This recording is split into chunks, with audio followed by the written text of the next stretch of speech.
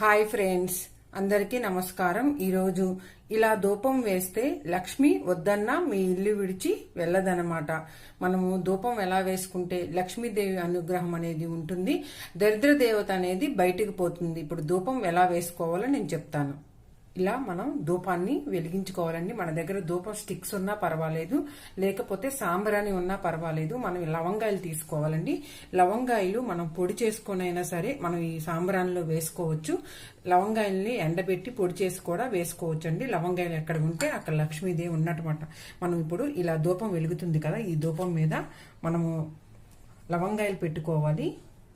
ఇలాగా లవంగాయల్ని అటొకటి ఇటొకటి పెట్టుకోవాలి. లవంగాయల్ని ఇటొకటి అటొకటి పెట్టుకోవాలన్నమాట. ఎప్పుడు నిరంతరం మనం ధూపం సాయంత్రం పూట లవంగాయలతో కానీ లేకపోతే లవంగాయలు పొడి చేసి కానీ ధూపాన్ని వేసుకోవాలండి. గుగ్గిలము ఈ ధూపం గుమ్మానికి ఇరుపక్కల వేయాలండి.